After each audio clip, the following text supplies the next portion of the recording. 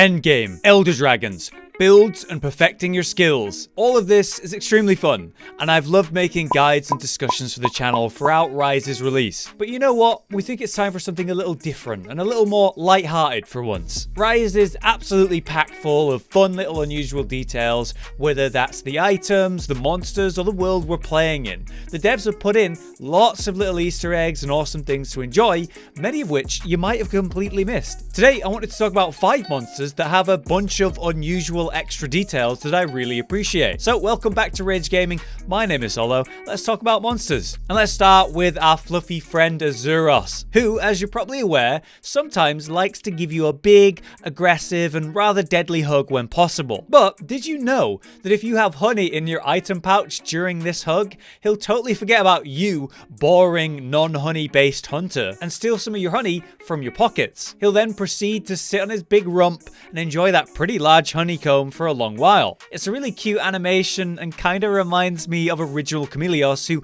would steal items from you rather than the spirit birds. During that long eating animation, Arzuros is pretty vulnerable to attack, but apparently eating that honey will heal him up a little and restore stamina so he won't tire for a long while. I think it's a pretty neat and unusual mechanic to see, and that's what this list is all about. So let's move on to our second monster then, Goss Harag. Do you remember that intro cinematic in which he hunts his prey like some sort of horror movie villain, savoring the hunt before striking? Well, it just so happens that he does something similar with you, Hunter, at a specific moment during the fight. Make sure you don't ever get stunned when Goss has both swords out, or you'll have to watch as Goss once again savors the hunt, slowly approaching you with a unique walk animation only seen here, before then striking you with full force. If he does stun you with even a sword and a club out, he won't do this. It's only when he's got both swords out. I think for added fun though, this should be either an instant cart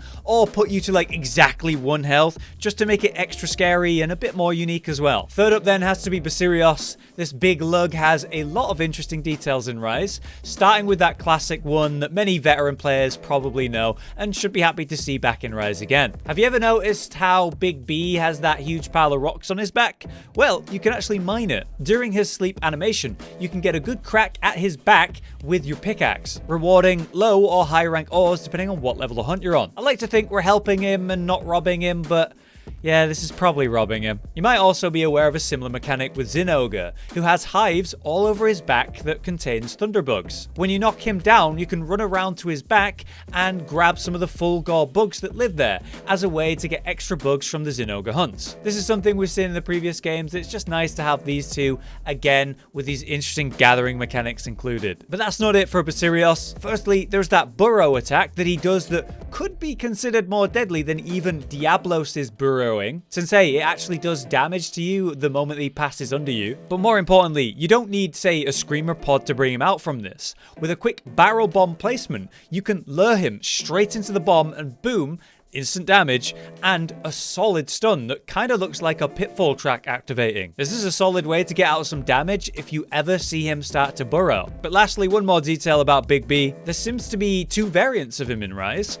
one for the lava caverns and one for the sandy plains. You see, there's a slight change in the color depending on which region you're in. Where he's a stark gray in the lava caverns, you can actually see this slight tinge of yellow in the sandy plains, most obviously seen in the yellow on the wings. A very small detail, but it's neat that they represent the regions like that visually. Next up then, the 4th monster on our list, the Siren Sonicamp. She has a couple of unique details about herself, which I'm happy to see in a completely new monster to the series. Firstly, on the note of her being a siren, did you know that you can sometimes catch her off guard just singing to herself?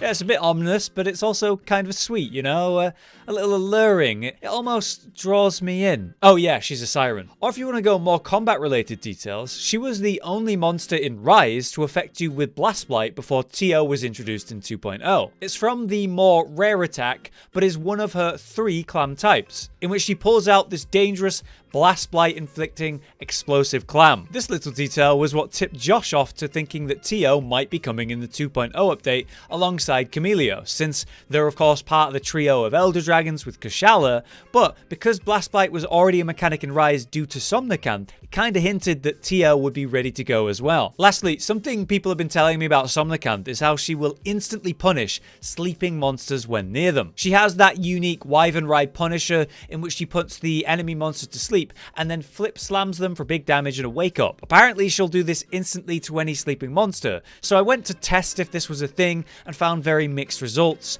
Often she would just ignore the sleeping monster, but it did kind of happen in this clip with Barioth, but I'm not exactly sure if she was aiming for me and it was a coincidence that she hit Barioth with this attack. What do you guys think? Finally, for our last and fifth monster, it's the wonderful Camelios. There's a lot I could say about this guy, but here's a few things that I like about him. Firstly, he does have that ability to dip into invisibility and reposition, or more commonly, just cloak himself so he's only just visible. I'm sure we all know about this and how it makes it a bit harder to track him and therefore avoid his attacks. To make this easier on yourself, you can actually break his horn, which is part of how he generates the fog and actually cloaks himself properly. When you break the horn, he can no longer fully cloak for the rest of the fight, and is a lot easier to see. We can make out much more of his texture and details at this point compared to before, so any hunter who wants to make the fight easier, you should go for the face before you do anything else. But another interesting way that you can make it easier to see him during cloaks, that you can do right away, is use Elemental Blights. Naturally, this is going to be easier for someone using that type of build,